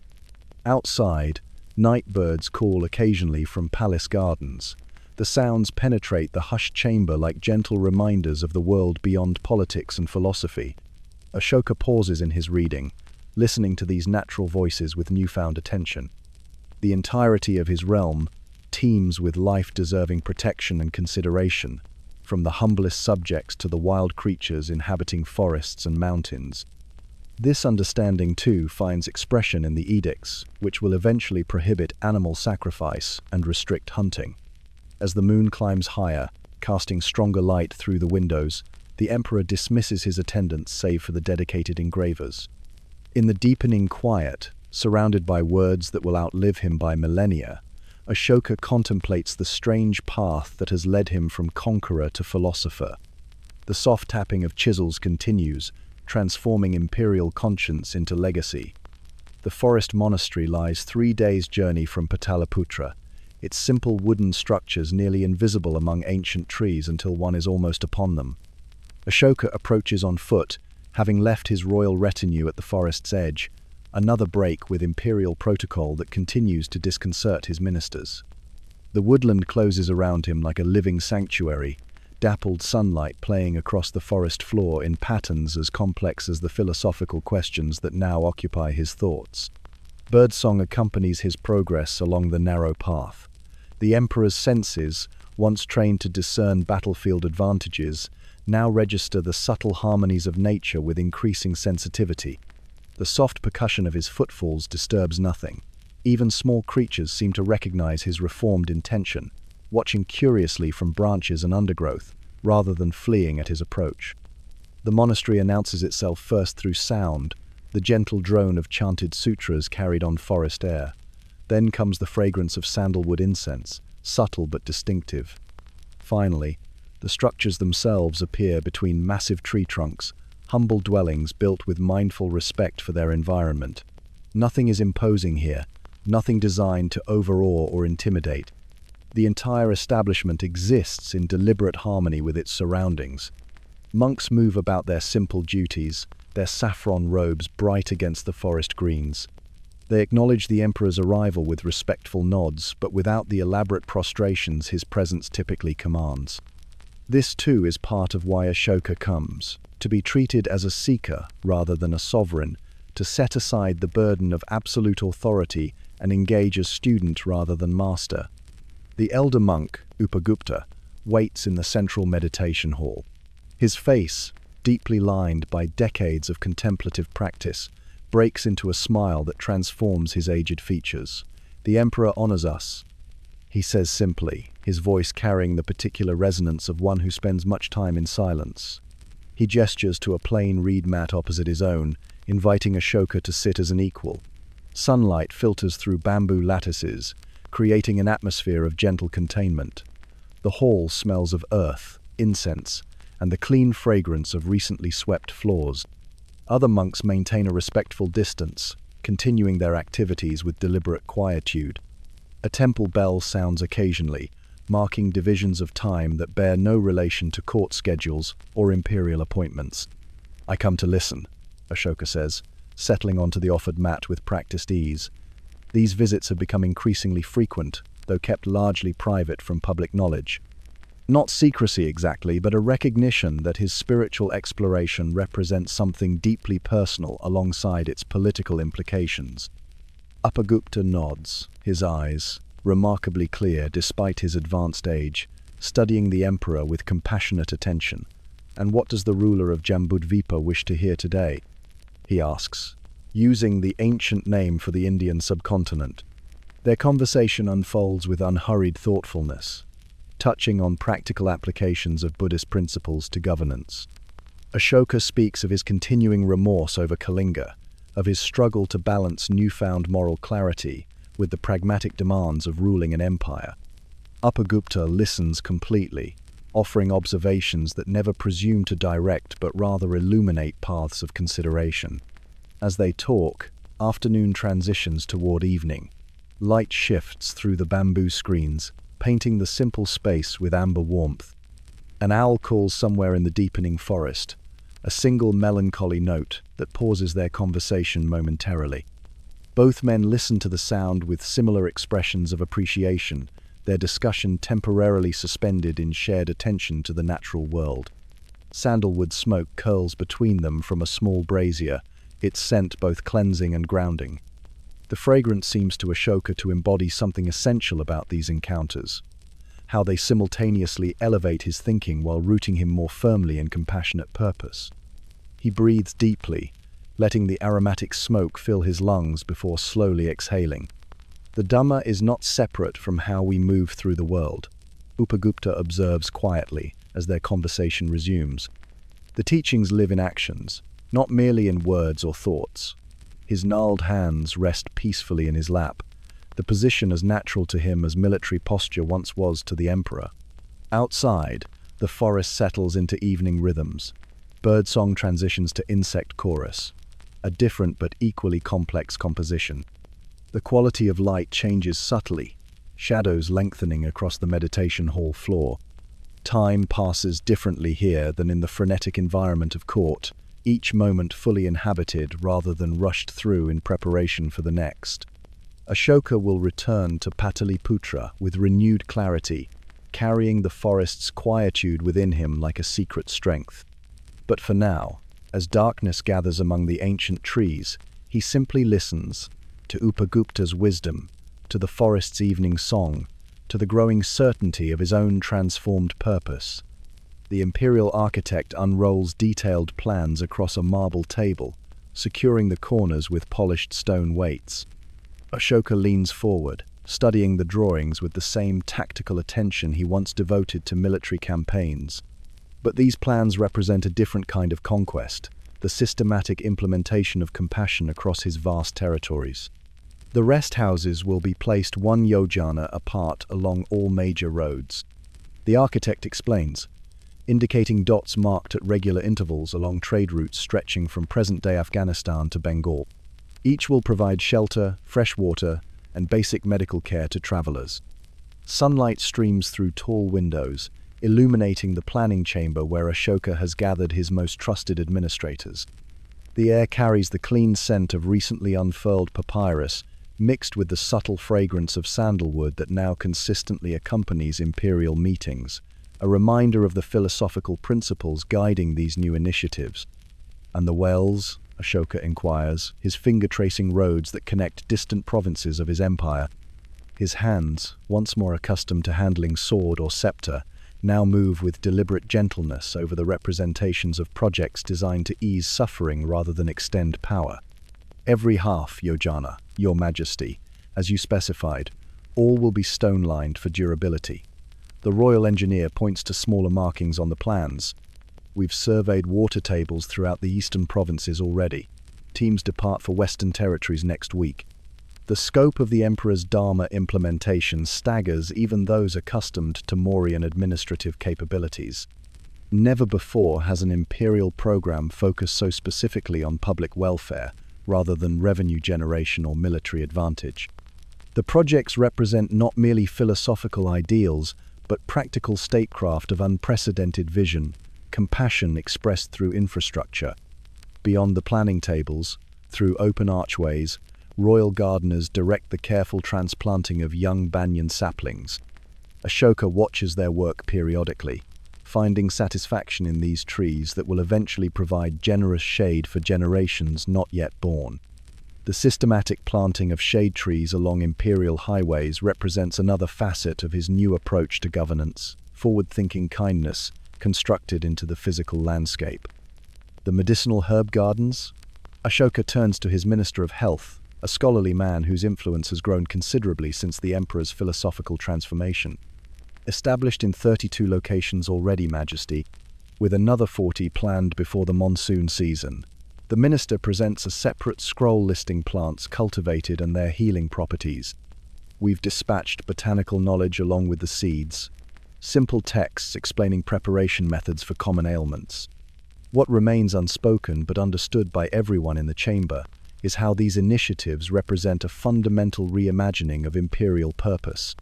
The vast administrative apparatus built by Ashoka's grandfather Chandragupta, historically directed toward tax collection, military logistics, and surveillance, now redirects toward public welfare with astonishing efficiency. The afternoon progresses with detailed discussions of implementation challenges. Provincial governors have responded with varying enthusiasm to these new priorities. Some embrace the Dharma projects with genuine spiritual alignment. Others comply from pragmatic recognition of imperial will. A few resist quietly, protecting traditional prerogatives. Ashoka listens to these reports with thoughtful attention, neither naive about human motivation nor cynical about potential for genuine transformation. Outside, the steady rhythm of stonecutters chips away at massive blocks being prepared for new Dharma pillars. These monumental columns will eventually stand throughout the empire, bearing Ashoka's edicts in multiple scripts to accommodate diverse linguistic regions. The sound forms a gentle percussion underlying the day's discussions, permanent values taking physical form through patient labor. As sunlight shifts to late afternoon gold, Ashoka walks with his ministers through the palace gardens where herbalists demonstrate the preparation of medicinal compounds. The air fills with the sharp clarity of crushed mint, the earthy complexity of turmeric root, the bright citrus notes of lemongrass. These gardens serve as prototypes for installations that will eventually spread healing knowledge throughout the empire. Ensure that the knowledge spreads, not just the structures. Ashoka instructs as they observe an elderly physician teaching young apprentices. Buildings without understanding accomplish little. His voice carries the particular authority of hard-won wisdom, the former conqueror now conquering his own tendencies toward control rather than cultivation. The day's planning session concludes as evening approaches. Ministers depart with specific assignments, the machinery of imperial administration now oriented toward constructing kindness into the very landscape of the subcontinent. Ashoka remains in the garden briefly, watching twilight gather among carefully tended medicinal plants. The logistics of compassion, he reflects, require the same disciplined attention once devoted to warfare, but yield harvests of an entirely different nature. First light touches the sacred river with gold-pink tenderness, transforming its surface into molten copper beneath the gradually brightening sky. Ashoka stands ankle-deep in the cool current, facing east with palms pressed together in reverential gesture. Around him, a small gathering of monks and lay practitioners maintain meditative silence, their breathing synchronized unconsciously through shared practice. The emperor, dressed simply in white cotton with no royal insignia, might be mistaken for any devotee awaiting dawn's blessing upon the waters. Morning mist rises from the river in translucent veils, softening the distinction between water and air, between material and spiritual realms. This liminal quality seems perfectly suited to the threshold moment, not merely between night and day, but between historical epochs, between ways of understanding power and purpose. Ashoka feels this transition embodied in his own flesh, in the gradual replacement of military ambition with compassionate intention. The lead monk begins the morning chant, his voice emerging from silence like the sun from darkness. Gently at first, then with gathering resonance. Others join progressively, creating layered harmonies that spread across the water's surface in imperceptible ripples. The emperor's deeper tones blend with higher voices, his royal status dissolved in communal expression of universal principles. Water flows constantly against Ashoka's ankles, cool, insistent, perpetually renewed. The sensation grounds philosophical abstraction in physical experience, a reminder that Dharma must manifest in the material world to fulfill its purpose.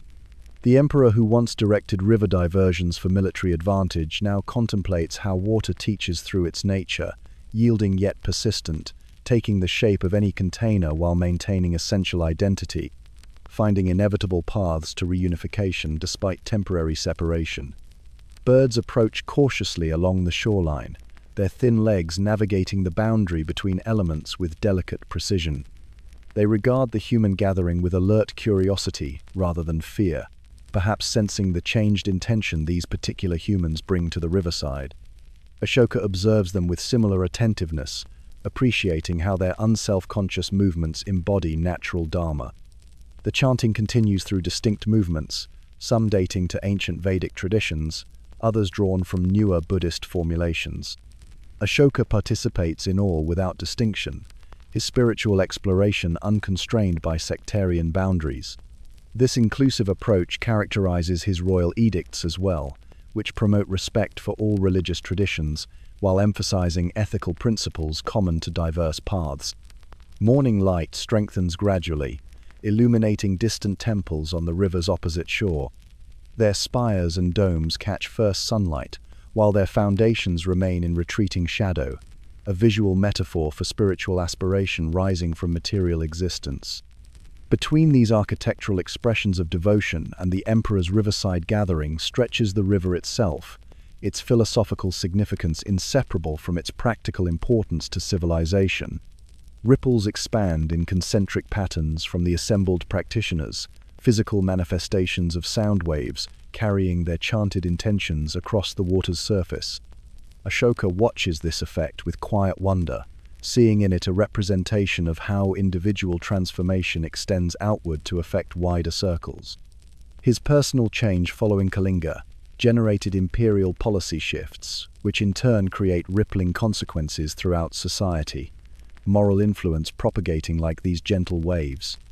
The chant concludes with 3 resonant repetitions that seem to hover in the still morning air.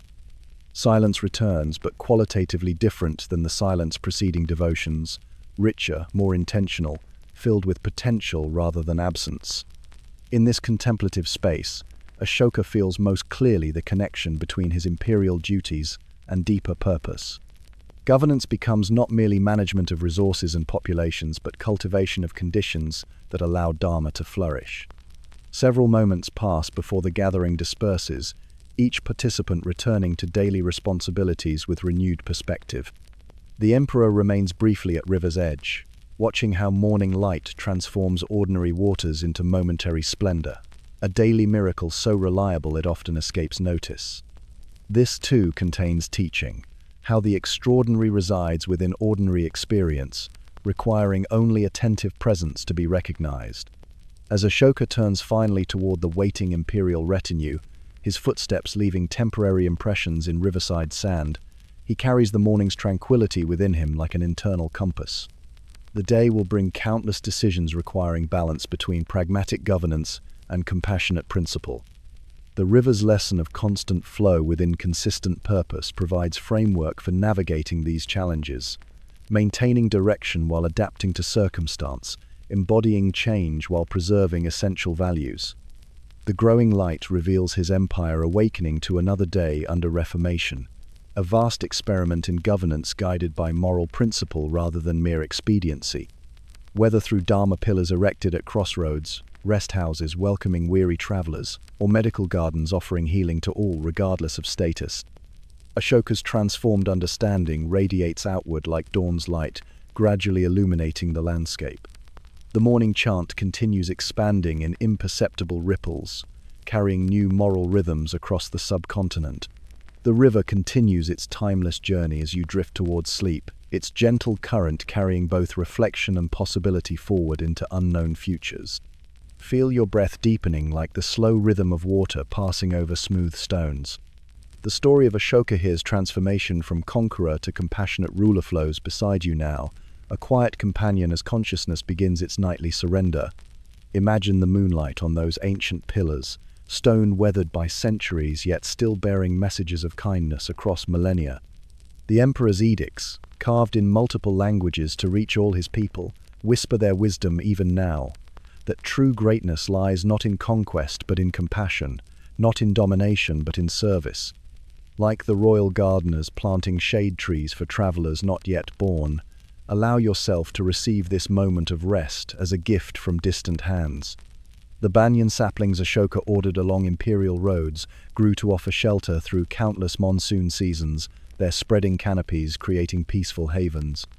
Your own mind can settle beneath such gentle protection now, thoughts slowing like evening birds coming to roost. The soft chant from the riverside meditation fades into the background of memory, its cadence merging with your gradually slowing heartbeat. Each breath becomes a little deeper, a little slower, a little more complete. The distant sounds of the world, like the marketplace, murmurs, or temple bells in Ashoka's empire, recede as sleep approaches with velvet quietude. Rest now, as even emperors must rest, as the mighty Ganges rests momentarily in still pools before continuing its journey. The stories of history flow around you like water around stones, continuous yet ever-changing, while you remain perfectly still at their center.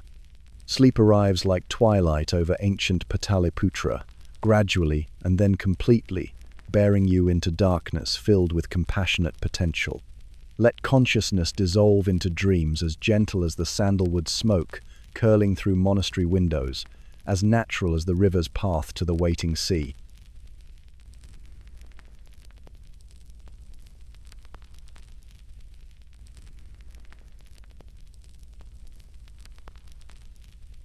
The fog clings to the Thames like a reluctant lover, wrapping London in its damp embrace as the Portuguese ship makes its way toward the waiting shore. It is May 1662, and aboard this vessel stands Catherine of Braganza, 23 years old, dark-eyed and solemn, about to become Queen of England through marriage to Charles II. She shivers slightly beneath layers of Iberian finery, her first encounter with the notorious English weather, an unwelcome harbinger of adjustments to come. The mist obscures the approaching city, rendering it ghostly and indefinite, much like her future in this strange northern kingdom. Catherine has never left Portugal before this journey. The sheltered infanta, raised in the sun-warmed cloisters of Lisbon's royal palace, now faces a kingdom of persistent rain and whispered intrigue. Her dowry is extraordinary Tangier, Bombay, trading rights in Brazil and the East Indies, and a fortune in gold, yet she herself arrives with more modest treasures. Her Catholic faith, held close like a concealed ember, and small chests of fragrant leaves called chá that her countrywomen have learned to appreciate from Portuguese outposts in Macau. The royal barge delivers her to Whitehall Palace 3 days later, after a brief sojourn at Hampton Court. Catherine walks through corridors where tapestries attempt to disguise the persistent draught that sneaks through stone walls. Her attendants, Portuguese ladies who have accompanied their princess across dangerous seas, exchange worried glances as they note the relative austerity of English royal accommodations. The palace seems cavernous after the intimate royal quarters of Lisbon, its corridors longer, its ceilings higher, its temperatures decidedly lower. Protestant whispers follow the new queen like invisible trails of perfume. Catherine's Catholicism tolerated, but viewed with deep suspicion in this post-Cromwellian England, marks her as permanently foreign despite her new title. Ladies-in-waiting assigned to her household watch with barely concealed curiosity as her Portuguese attendants unpack unfamiliar garments, devotional objects carefully wrapped in silk, and mysterious canisters containing dried leaves that emit an unusual fragrance when opened. Charles meets his bride with the practiced charm that has already earned him the nickname, the Merry Monarch. Tall, dark, and possessed of an easy manner that contrasts with the rigid etiquette of Iberian courts, he greets Catherine with genuine kindness, if not passionate enthusiasm. Their marriage is one of political convenience, her substantial dowry offering financial relief to a crown still recovering from years of Puritan rule and civil strife. Yet, in these first encounters, there is a gentleness in Charles that the Portuguese princess notes with quiet relief. The language barrier creates its own fog between Catherine and her new subjects. Her carefully studied French serves with the king and more educated courtiers, but English still sounds to her ears like the indistinct murmur of a fast-flowing stream. She learns quickly that pronunciation in this language bears little relationship to written form, that voices drop final syllables and swallow vowels in ways her Portuguese tongue struggles to replicate. Each conversation becomes a delicate negotiation of meaning, her natural dignity sometimes mistaken for coldness, when in truth it masks the intense concentration of translation happening behind her dark eyes. Morning light filters reluctantly through diamond-paned windows, illuminating Catherine's private chambers where a small brazier attempts to push back against the persistent chill.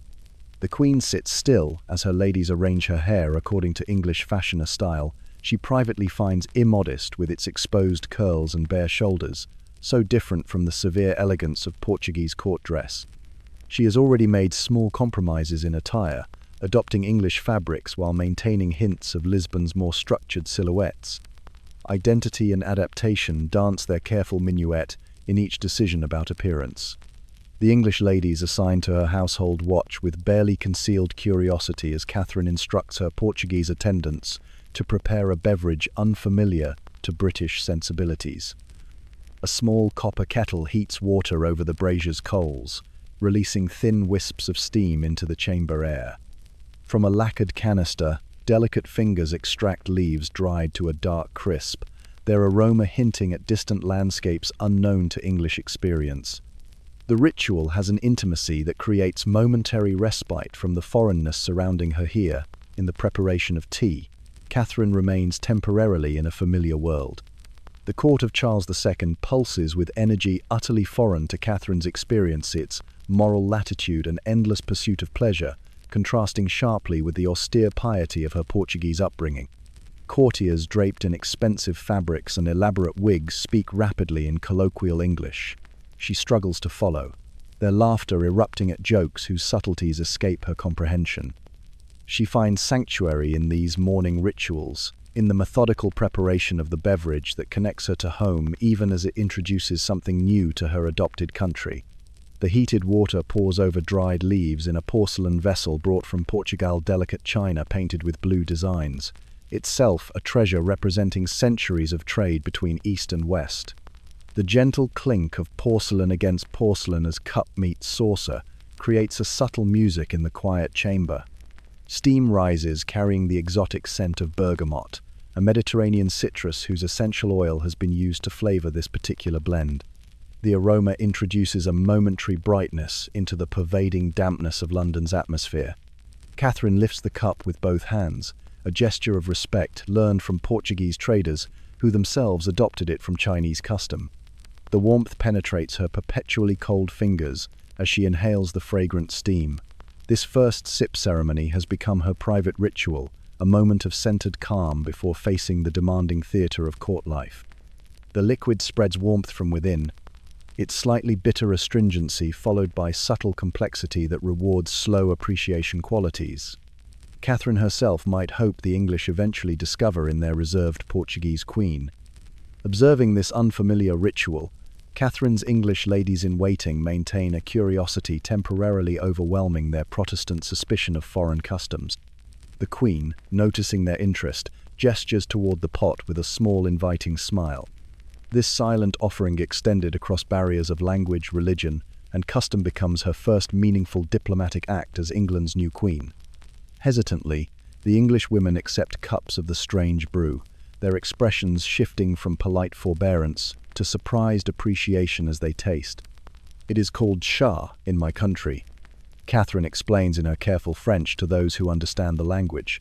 "Tea," repeat English lips, transforming the word as they will transform the ritual itself in coming years. The liquid's warmth spreads through the chilly room as surely as its influence will eventually spread through English society. This momenta, Portuguese princess sharing her cultural comfort with reluctant English ladies, contains the unrecognized seed of a national transformation. Charles himself, hearing reports of his queen's unusual morning beverage, displays characteristic curiosity. Unlike many monarchs, his interests extend genuinely to other cultures and innovations, part of the Restoration spirit, bringing renewed openness after Cromwell's austere years. When he joins Catherine's morning ritual several days later, accepting the warm porcelain with his characteristic good humor, the private ceremony acquires public significance. The king's approval transforms the foreign brew from curious exotic to potential fashion. The amber liquid gleams in fine porcelain cups as courtiers gather in Catherine's receiving room, their voices creating a gentle murmur against tapestried walls. What began as the Queen's private comfort has, within months of her arrival, become a novel entertainment for the fashionable elite. Ladies with elaborately dressed hair and gentlemen in embroidered waistcoats approach the foreign beverage with performative sophistication, eager to demonstrate cosmopolitan tastes. The ritual has begun its transformation from Portuguese custom to English social currency. Conversation flows more gently in these tea gatherings than in the boisterous atmosphere of court banquets or theatre outings. Something about the beverage itself's warmth requiring measured sips, its subtle flavors rewarding attention, naturally modulates the social temperature. Catherine, still struggling with English language and customs, finds herself on more equal footing in these ceremonies where her expertise guides the experience. She demonstrates proper steeping time, correct water temperature, the ideal moment to pour. In this limited sphere, the foreign queen becomes authority rather than outsider. Among the frequent visitors to these novel gatherings are representatives of the East India Company, their attentive presence motivated by commercial instinct rather than mere social climbing. They observe with calculating eyes as aristocratic lips that once favoured strong ale and French wines increasingly develop appreciation for this Eastern beverage. The Portuguese princess has unwittingly presented them with a market opportunity of extraordinary potential. Their questions about sources and supply routes seem casual but contain the seeds of imperial trade strategies that will reshape global commerce. The Chinese consider it medicinal, explains Catherine to a curious duchess, her English now improving through daily practice. It brings clarity to the mind and soothes digestion. These claimed benefits circulate through court gossip, gaining elaboration with each retelling. By year's end, fashionable physicians have begun recommending the brew for ailments ranging from headaches to melancholy, their medical theories adapting to incorporate this foreign substance into existing frameworks of humoral medicine. Meanwhile, in the counting houses of London merchants, more pragmatic calculations proceed. Leaders of the East India Company, initially focused on spices and silks, recognize the emerging market for these dried leaves. Ships that once returned from Canton with holds full of porcelain and pepper now allocate increasing space for tea cargoes. The Portuguese princess has inadvertently altered shipping manifests across oceans, her mourning ritual rippling outward through international commerce. Charles watches this development with characteristic shrewdness beneath his facade of casual hedonism. The potential tax revenue from this new trade does not escape his notice, nor does the political advantage of developing commercial interests independent of French or Dutch competition. His support for Catherine's tea ceremonies contains dimensions beyond mere husbandly accommodation. The Portuguese infanta's cultural habit aligns conveniently with English commercial and political interests. Yet for Catherine herself, these wider implications remain secondary to the immediate comfort the ritual provides. When court intrigues swirl too turbulent, particularly regarding Charles's numerous mistresses and her own failure to produce an heir, she retreats to the familiar ceremony. The methodical preparation and mindful consumption create momentary sanctuary from disappointments, public and private. The amber brew softens the hard edges of a life caught between two worlds, neither fully Portuguese any longer nor ever completely English. Candlelight flickers across the spice-scented bedchamber as Catherine writes another letter home to Lisbon. The hour is late, approaching midnight, but sleep often eludes the Queen in this damp climate so different from Portugal's dry warmth. Her pen moves steadily across cream-coloured paper, forming Portuguese words that flow more naturally than the English she struggles to master, even after several years at court. These letters maintain her connection to family and homeland, even as they chronicle her gradual adaptation to English life. The chamber reflects the cultural fusion Catherine herself embodies. Portuguese devotional paintings hang near English landscapes. Oriental lacquerwork cabinets contain scented gloves made by London craftsmen, and books in multiple languages stack neatly beside her writing desk. The room's most distinctive feature remains its aroma. Cinnamon, cloves, and tea leaves create an olfactory sphere that temporarily transforms a corner of Whitehall Palace into something reminiscent of Lisbon's royal apartments. From somewhere distant in the palace complex comes the faint suggestion of a guitar being strummed, likely one of the Portuguese musicians who accompanied her to England and now occasionally perform at court entertainments. The familiar melody carries melancholy tinged with homeland memory, a perfect accompaniment to this hour of private reflection. Catherine pauses in her writing, allowing the barely perceptible music to wash over her like gentle waves from a distant shore. Her personal ladies sleep in adjacent chambers, their presence a comfort in this foreign place. Some are Portuguese companions who shared her journey across dangerous seas. Others are English women who initially approached their assignment to the Catholic Queen's household with reluctance but have since developed genuine loyalty. Their relationships have evolved into a microcosm of Anglo-Portuguese diplomacy, with mutual accommodations and gradually developing understanding. Catherine dips her pen again and continues writing, describing to her brother the increasing popularity of tea among London's fashionable circles. What began as her private comfort has, over these first years of her English life, transformed into a social phenomenon. The trading ships now arrive with increasing quantities of the precious leaves, merchants having recognized the expanding market created initially through royal example. She writes with subtle pride of this cultural influence, a counterbalance to her disappointments in other aspects of queenship. The challenges remain substantial. Her Catholicism continues to provoke suspicion in a nation still haunted by fears of papal influence. Her failure to produce an heir despite years of marriage creates whispered discussions of replacement.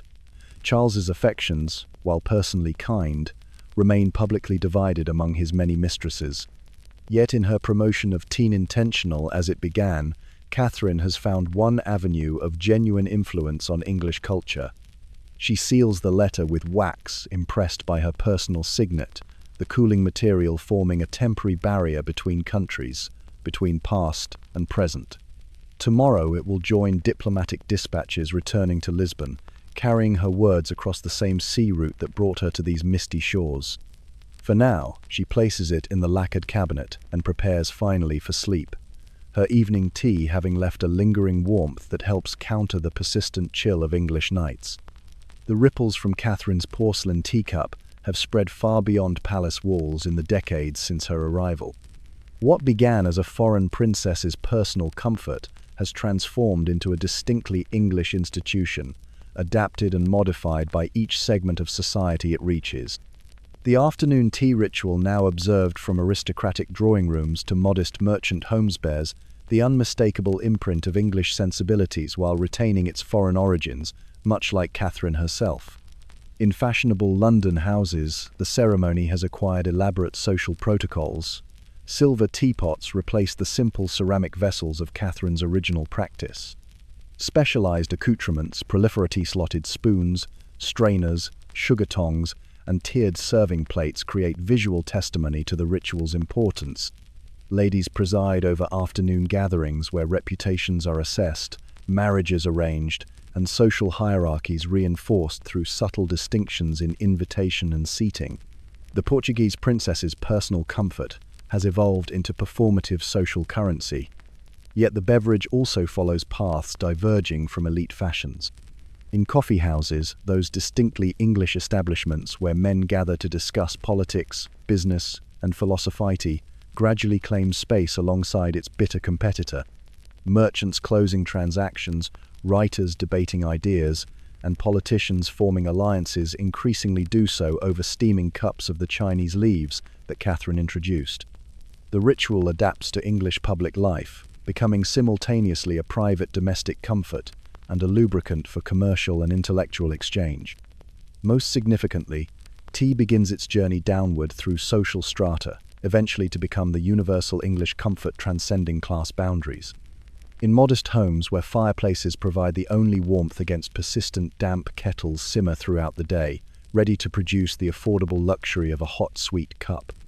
Workers returning from fields or factories receive its restorative embrace. The Portuguese bride who shivered in Whitehall's drafty corridors would scarcely recognize the democratic transformation of her aristocratic habit, yet its essential comfort warmth against cold, familiar ritual amid uncertainty remains unchanged. Catherine herself, having navigated decades of complex queenship with quiet dignity, would find satisfaction in this lasting legacy. Though she returned to Portugal after Charles's death, the cultural exchange she initiated continues to develop in her absence. The failed aspects of her queenly duties, particularly her inability to provide an heir fade in historical memory, while her unintentional introduction remains central to national identity. The Portuguese princess who arrived amid London fog has permanently altered English daily rhythm through nothing more substantial than dried leaves in heated water. The ships continue arriving in greater numbers, their holds filled with cargoes of tea from China and later India. Porcelain designed specifically for English tastes follows the same maritime routes, the demand for proper tea services creating new markets across continents. What began as cultural exchange becomes commercial imperative, becomes imperial strategy, becomes national characteristic. The modest canister in Catherine's personal belongings has expanded into warehouses full of tea chests, their contents fueling both commerce and culture across an emerging empire. In country houses and city apartments, drawing rooms and kitchen corners, the ritual continues its quiet perpetuation through generations of English daily life.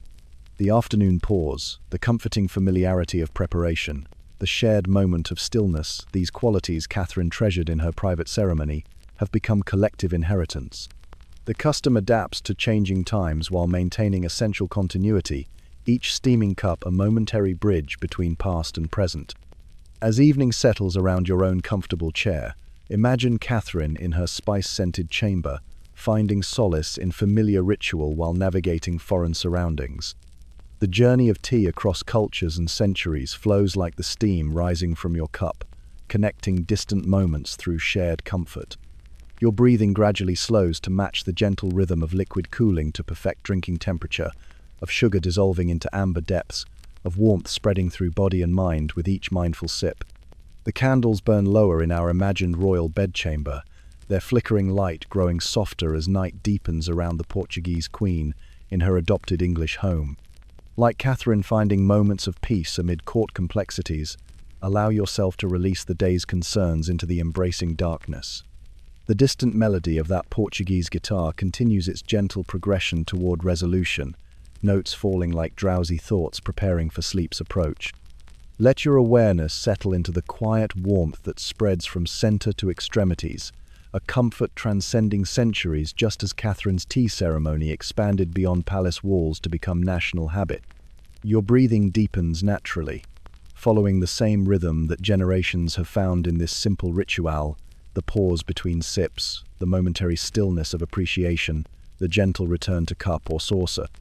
History's quiet continuity carries you towards slumber through this shared experience of comfort sought and found. Rest now, as evening once settled over Whitehall Palace, as fog once wrapped London in its muffling embrace, as a foreign princess once found solace in steaming cups before surrendering to dreams of home. The story steeps in your mind as you drift towards sleep, its flavors releasing gradually into consciousness, just as tea leaves slowly yield their essence to heated water.